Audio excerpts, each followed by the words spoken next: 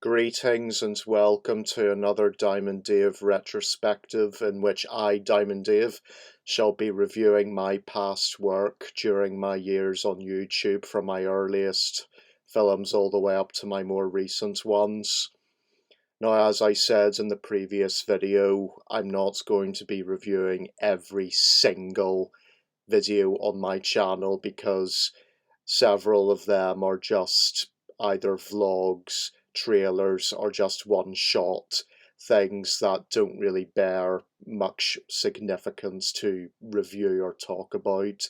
I'll be doing reviews on what I consider to be the big projects of this channel.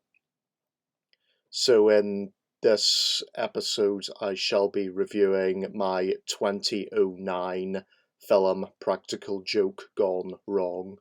Now, this is going to be an interesting, albeit uncomfortable, retrospective for me because I am reviewing what I consider to be my worst video. Okay, worst is probably too strong a word, but it's definitely not good. It's my most divisive film because people either love it or they hate it. There's no middle ground. People either say, I liked it, this was good, or this was a piece of shit, it sucks. I'm quoting a couple of comments that I did get from this film over the years, so it's my Marmite film. You either like it or you hate it. And thirdly, despite it not being my best work and being my most critically divisive film, it is also my most viewed video on my channel. It's the most viewed film I've ever made. Now, I've been on YouTube for nearly 12 years, and in those 12 years I've made a reasonable amount of content.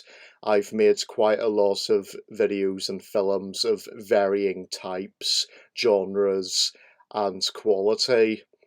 And not only that, but I've also been involved in other YouTubers' projects. I have friends who have their own channels and I've guest starred, appeared, or been involved in their films in some shape or form. So, of all the things I've done during my 12 years on YouTube, both on my main channel and being involved in other YouTubers' projects, this video is what I get the most views for out of everything I've ever done. Now, I do not want to come across as blowing my own trumpets, because that's definitely not what I'm doing. That's the last thing I want to appear as, but compared to this, I have made better. I have made films that are so much better than this, which hardly get any of the views that this video has got. Watch Enforcer Butch, watch Vigilante, Brothers in Arms, Dinner for Two, Gangsters Play a Video Game. Watch those videos. Those are the videos that deserve the views, not this one. But I, I will have to give it bonus points for the fact that it's garnered me the most views on this channel. So whether you like it or hate it, it is the video that has gotten me the most views out of anything I've ever made, amazingly. Now, one of my favourite comedy double acts when I was growing up was the late great Rick Mail and his friend Ade Edmondson, who did a lot of slapstick humour and toilet humour. I grew up with things like The Young Ones, Bottom, etc., etc. If you're not familiar with them, look them up. The works of Rick Mail and Ade Edmondson. So this film was my attempt at what they did. This was my take on trying to do a bit of slapstick and toilet humour akin to what they did, because I was so inspired by them growing up. as entertainers. I wanted to aspire to be like them. I seldom do comedy on this channel. There are very rare exceptions. I actually do comedy films. Goths and Chavs was my first attempt at comedy, which I think came off quite well. And in latter years, over the past couple of years, I did dabble back in comedy again.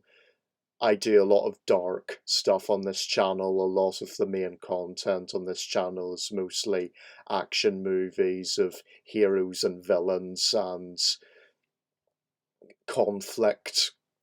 But this was what I feel was a failed attempt at trying to capture the essence of Rick Mayall and Ade Edmondson's work together as a comedy duo. I just came up with this story in my head, this idea that this grumpy loner is being pestered and annoyed by local teenagers who keep ringing him up, trying to pull a practical joke on him, and as the title of the film suggests, it all goes horrifically wrong.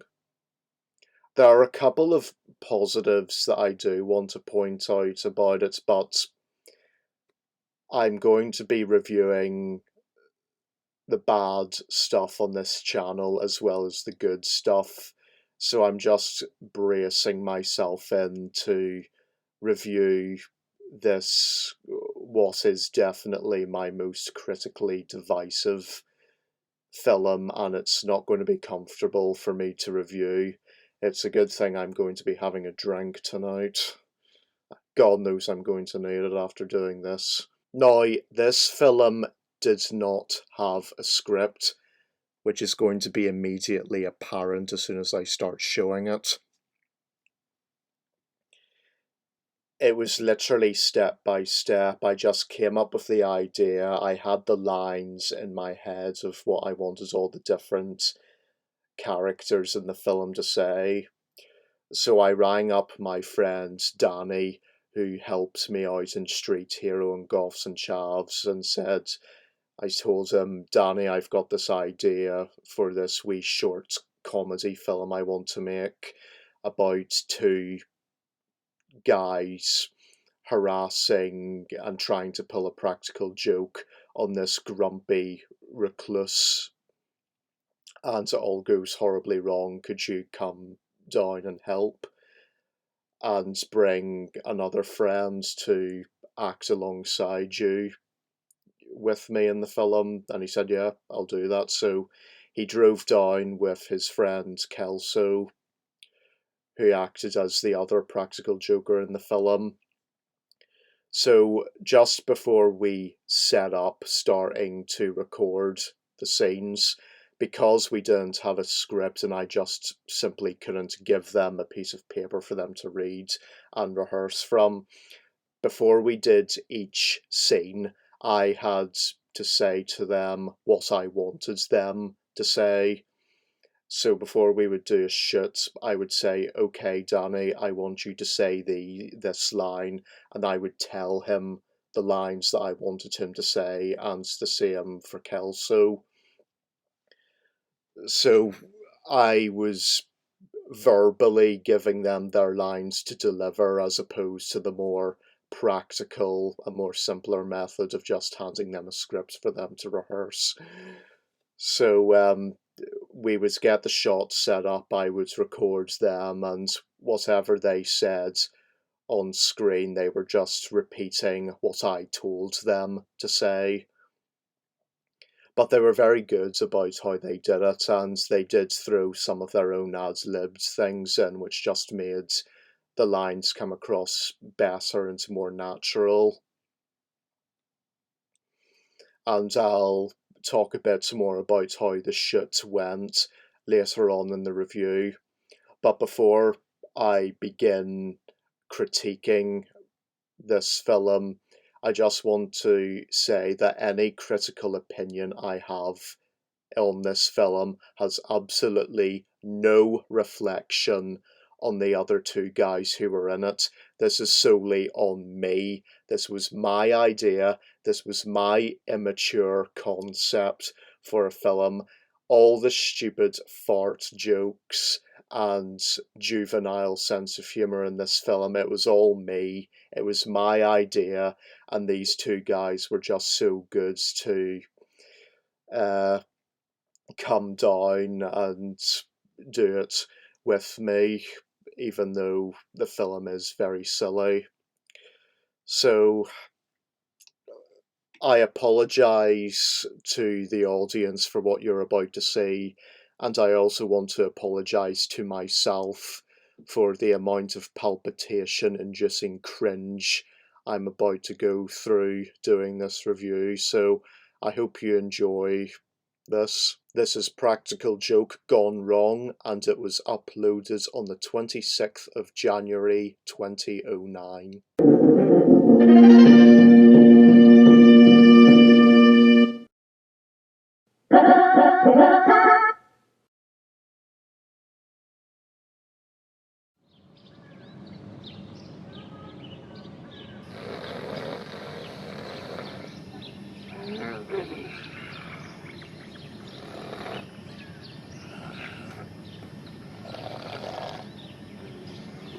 Bollocks. I'm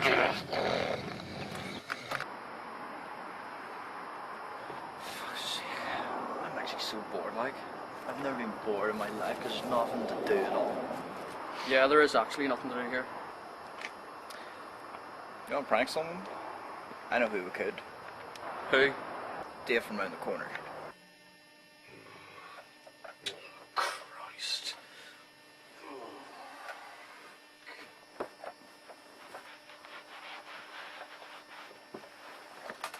It's actually going to be hilarious. He takes everything so seriously. See if a fly landed on him. He'd jump and scream. It's that funny. What way do we prank him? Right, here's what we're going to do. I'm going to call his house. Okay, we're going to pretend to be a killer and scare the absolute shit out of him. It's going to be hilarious. Okay, we have to do this both together. It's going to be funny. Yeah, so basically that's the setup. It's basically ripping off Scream, that these two guys are going to ring him up and pretend to be a killer and scare him. Oh dear, dear, dear. It's all downhill from here, but... So, as you can see in the video quality, you can tell that my old cassette-powered video camera was on its last legs. This was one of the last films that I used my original video camera for.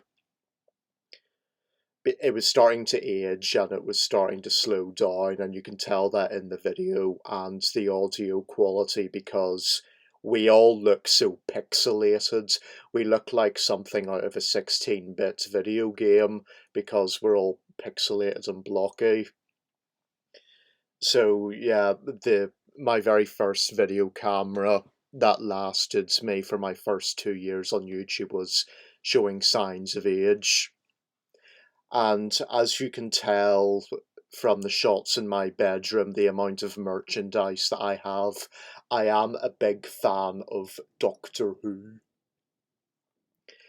And yeah, as I said before starting showing the film, the lines that these two guys were saying, they were just repeating what I told them to say, the dialogue that I told them to deliver, and they were good at sort of injecting their own personalities into it, just sort of taking what I says and then putting a bit of mischief into it, just giving it a bit of flavour, which is what they did, which is what I wanted them to do. They did the best that I could ask of them. I couldn't ask any better of them, really.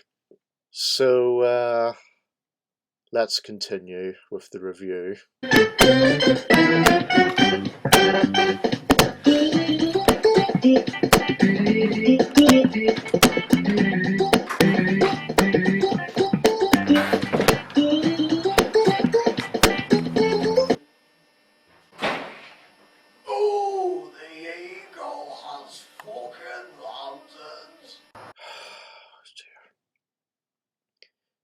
So yes, I did use some video game music in this film.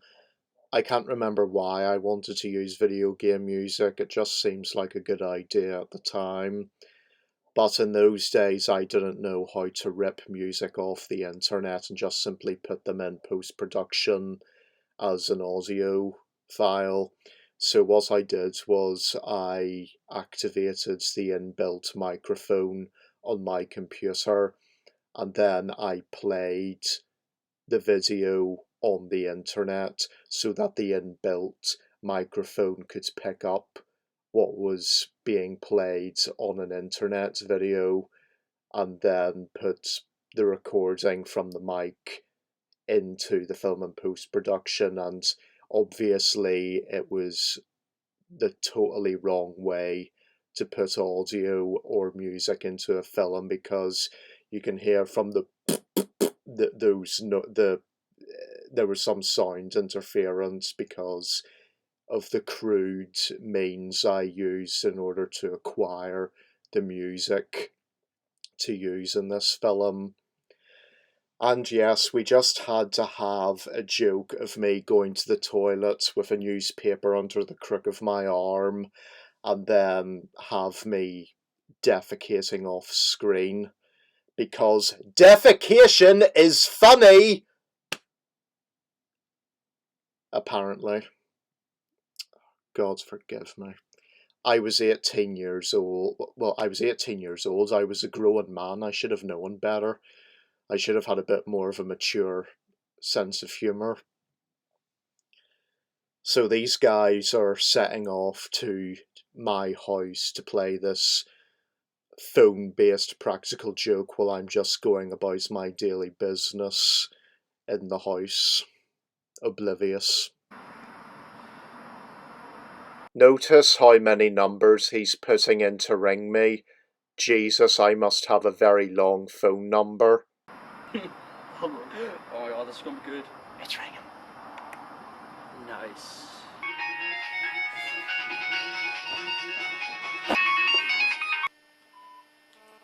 Hello? Hello, Sydney. There's no Sydney here. Bugger off. For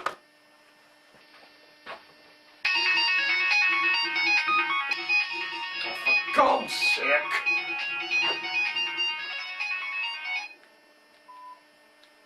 Who are you? You tell me. I can't bloody tell you your name if I don't even know who you are. Now, who the hell are you? The question isn't who I am, it's where I am. And where are you? I'm in your house.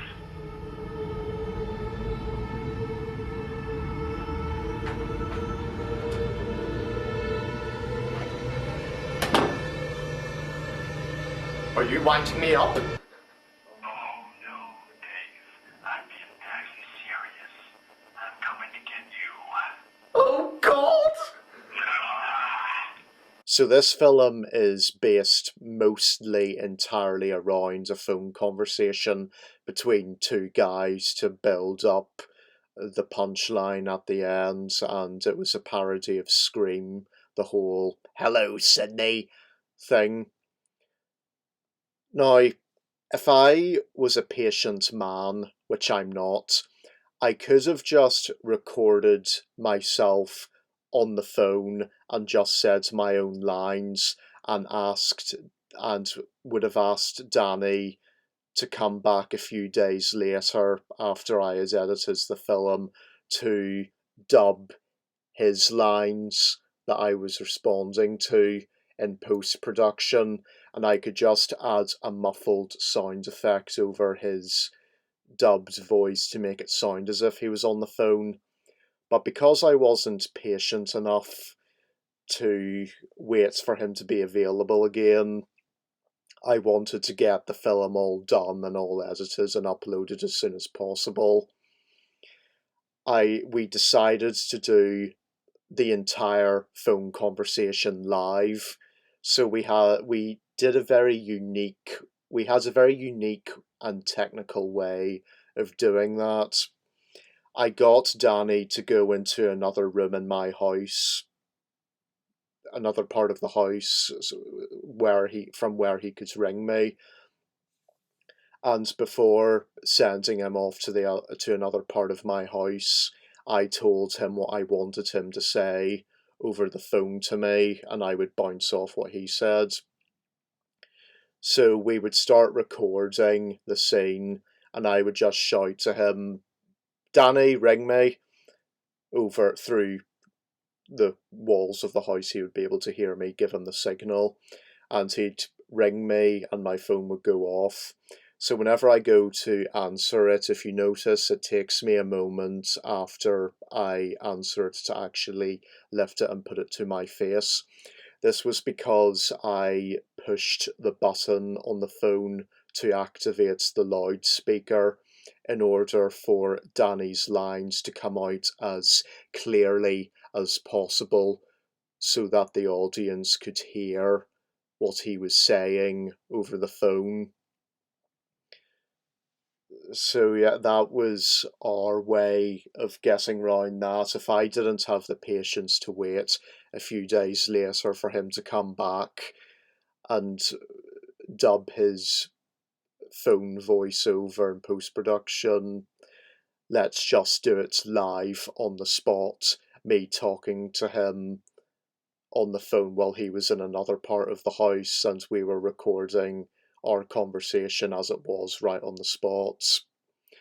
I also decided to add in subtitles for Danny's phone voice, just to make sure that although I had the loudspeaker on my mobile phone activated, I just wanted to make sure that what he said could come out as clearly as it possibly could, because even with the loudspeaker activated, it probably would still have been difficult to make out what he was saying to me for the audience, so I just put in subtitles just to get around that. Because dialogue, as I've said in previous videos, is very important, especially for a film like this, in which it revolves around two people having a conversation on the phone. Although I am critiquing this film, and I do think it's a very rubbish film that I made, I do have to sort of give a little bit of praise for this particular little segment that I'm on the phone and I'm starting to get scared, and I'm leaving the room and going into the hall, and the shots all sort of start to build up the suspense a bit. I do like how it was recorded and how it was edited, especially when I go to open the door and I'm moving out of it, and then we stop recording and cut to the next bit of me leaving. And continuity wise, it was perfect because my hand was on the exact same spot where it was at the end of the last shot, where my arm was. It was still out reach towards the door while I still had the phone to my face.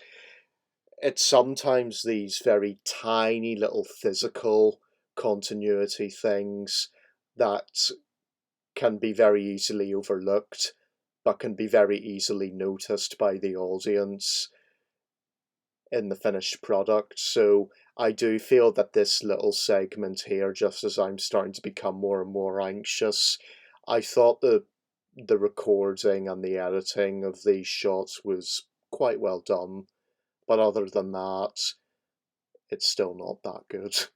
How do you know my name? I know everything. I also know that you like Doctor Who and the little Lieutenant Foster's at the weekend. Oh, Jesus! So whereabouts in my house are you? I could be anywhere. I could be at the front. Or I could be around the back. Oh, Jesus! As you can see, my character is taking the joke far too seriously, which will build up to the big punchline at the end. I'm coming to the door. What are you gonna do now, big boy?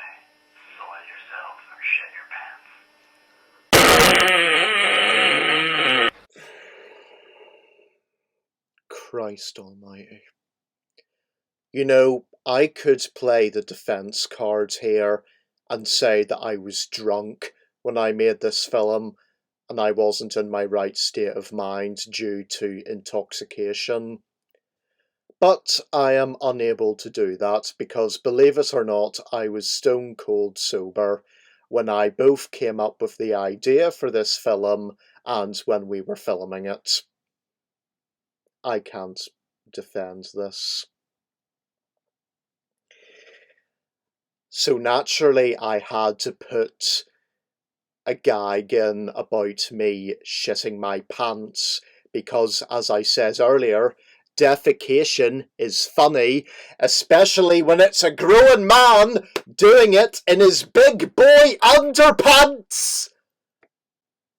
Oh, God. Juvenile sense of humour. Very juvenile sense of humour. You're juvenile! That being said, my two great comedy heroes that I mentioned earlier, the late great Rick Mayall and his friend Ade Edmondson, built a very successful career based mostly around shit your pants gags. I just wasn't able to pull it off as well.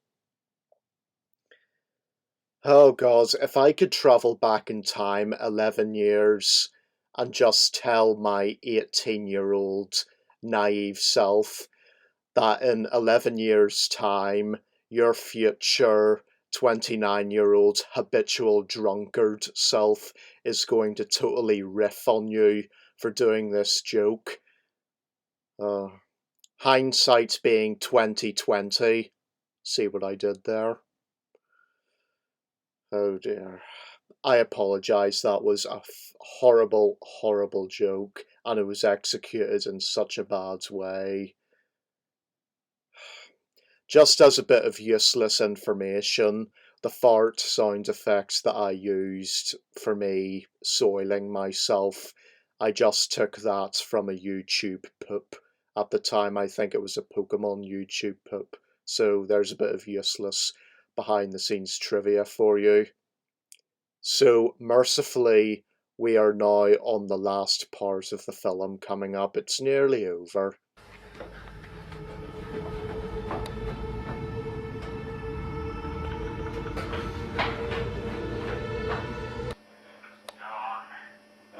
Yes.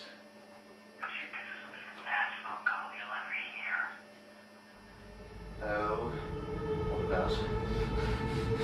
Yeah. Turning the handle slowly.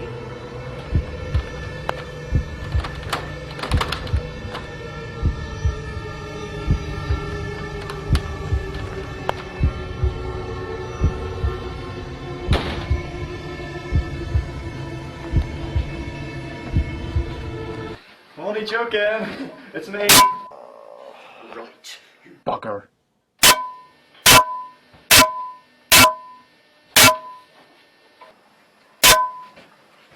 Oh my god. Who are you? Dave, it was just a joke. It wasn't serious. You mean that wasn't a crazy killer phone stalking psychopath I've just beaten the shit out of?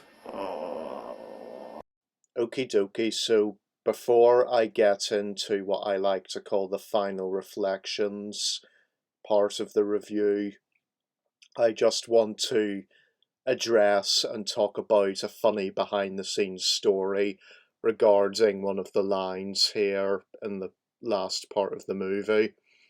So I clock Danny over the head with a frying pan, and before I proceed to beat the hell out of him with it, I say the lines, right, you bugger. The audio sort of cuts off when I say, right, you, and then it goes, bugger. Originally, I said, right, you bastard. In the original recording, I called him a bastard, but I took out the word bastard and replaced it with bugger. The reason being was because in those days my mother wasn't very comfortable about me swearing and cussing in my films.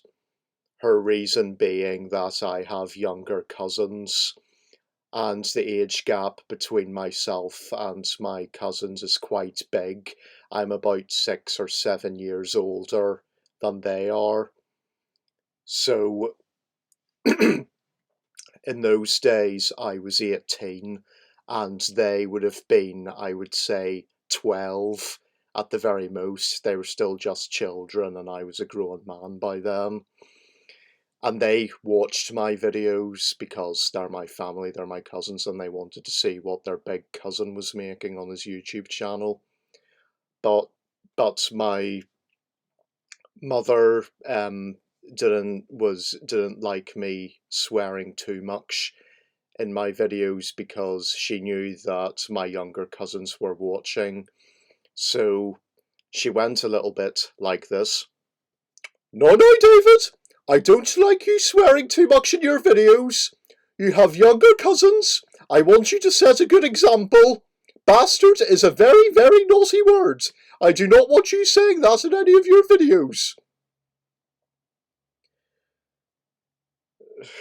So, even though the words fuck and shit has already been used in this film, and I had already done a gag about me shitting my pants, me saying the word bastard is where she drew the line. So she just asked me if I could just remove the word bastard and replace it with bugger instead in post-production. The original line sounded better in my deliverance, but there you go.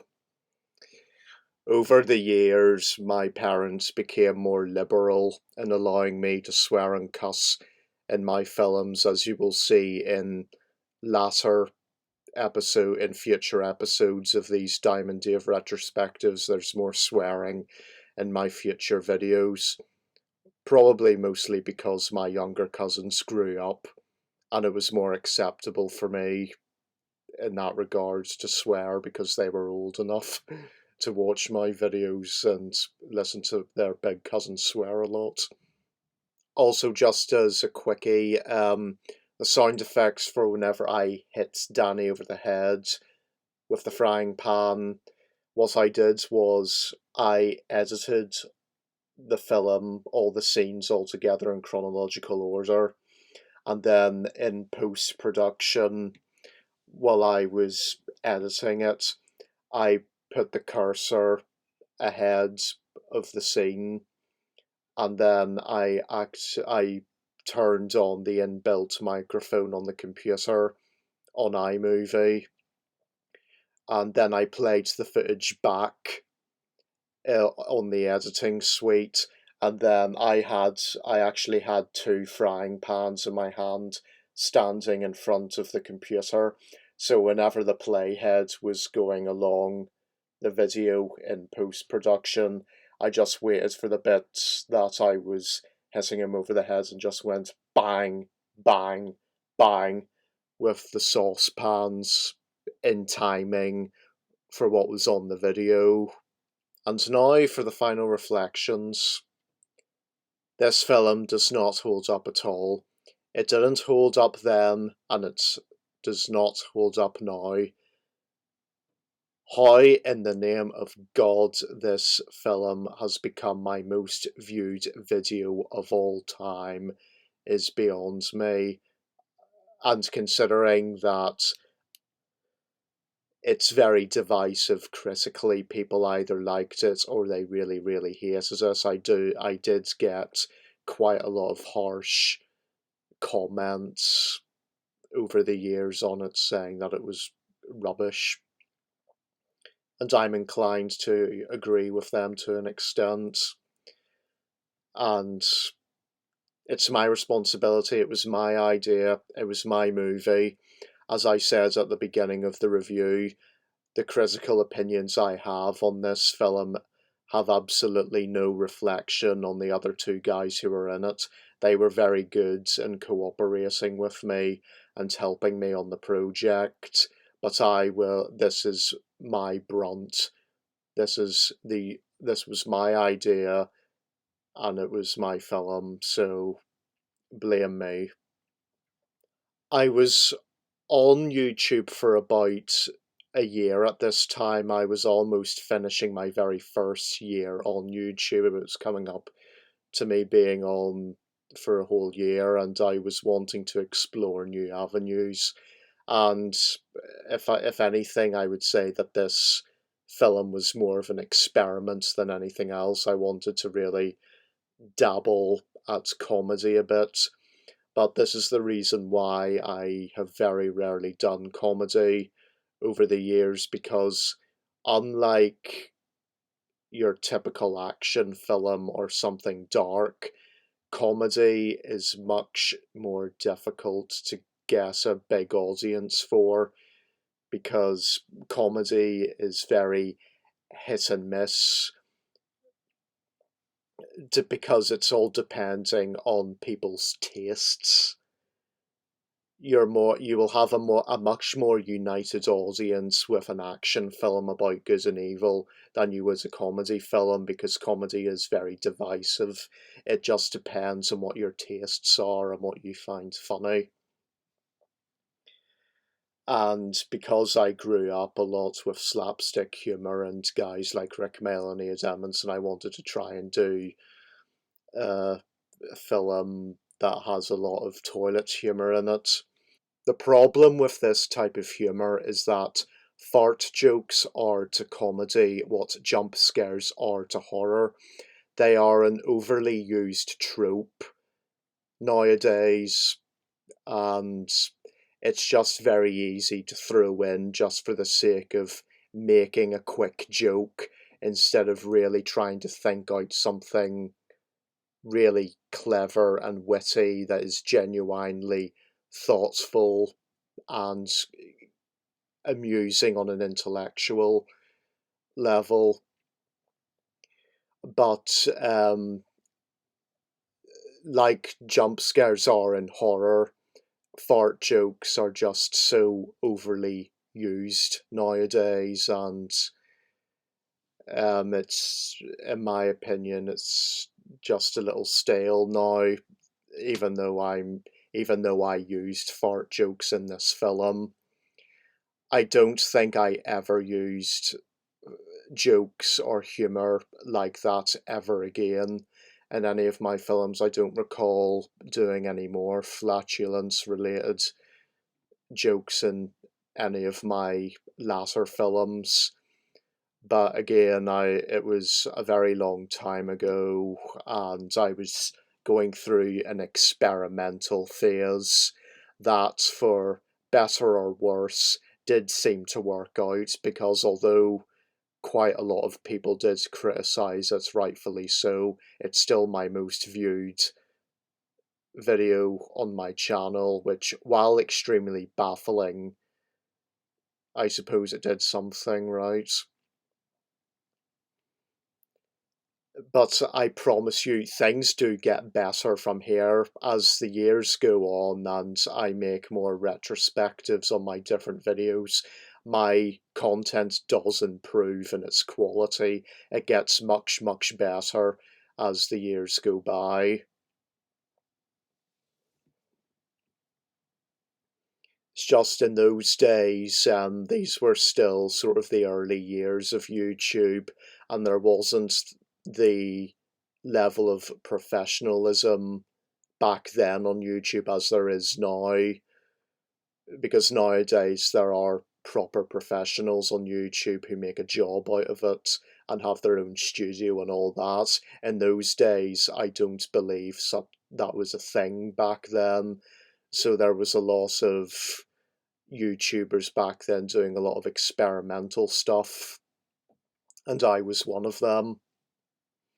In terms of it as a project, getting it made, it was a very easy shoot. It is actually one of the easiest films to ever make for me personally. I've made quite a lot of films over the years, and depending on the circumstances, they've either been very easy to get done, to get all recorded, or extremely difficult. But this particular film was so easy to make, considering that it was quite rushed, and it didn't even have a script. It didn't have a script, and I literally had to tell the actors their lines before they delivered them. And considering that we had a bit of practical, technical things to get around, like doing the whole phone thing, we literally got this film all wrapped up within a couple of hours. And by the end of the day, by the evening, it was all done. All the footage was recorded and made. And the thing about filmmaking is, making a film is much longer, is a much longer and more difficult task than you think. Even the most simplistic of films like this one, which in its concept was a very simple film to make. It wasn't a big film, and it definitely by no means was a professional film in any way. It was just a stupid home video. But it still took quite a lot of time to get recorded. It took a whole afternoon to get done. But even though that seems like a long time to get something recorded, it was actually it's actually very quick. It's actually a very short space of time to be able to get a film done compared to normal circumstances. Normally it could take days, weeks, months, even years to get a film made, even if it is a very simple and basic film like this one. But yeah, this, despite everything, this, I remember having a very easy time making this film because the two guys were very cooperative. They were very good at following my directions and doing what I wanted them to do. So even though, yes, it's not my best work, I still recall it with some fondness because it was just so easy to get made. There was virtually no hassle at all during the recording process, and the actual recording of a film, in my opinion, is the most difficult part of making a film. Writing the script is reasonably easy. The filming is the worst and most difficult part of making a film, in my opinion, and the post-production is probably the easiest and most enjoyable. I remember staying up all night long editing this film, putting it all together and putting all the music and sound effects in, and I remember at the time I was so proud of myself, thinking this is the best thing I have ever made. That would quickly be disputed in about a video or two later. So yes, that was Practical Joke Gone Wrong. Definitely my most divisive film, and the film that's garnered me the most views out of all the years I've been on YouTube, even though I have made better things than this since then. But we'll cover those in future installments of Diamond Dave Retrospectives. So I hope you enjoyed this review, and if you did enjoy it, please give a like and subscribe for more content coming up. I will try and keep these retrospectives out as regularly as possible. So stay tuned next time on Diamond Dave Retrospectives, when I will be reviewing my live action parody of the Nintendo 64 game GoldenEye. That will be very interesting. Take care and be lucky.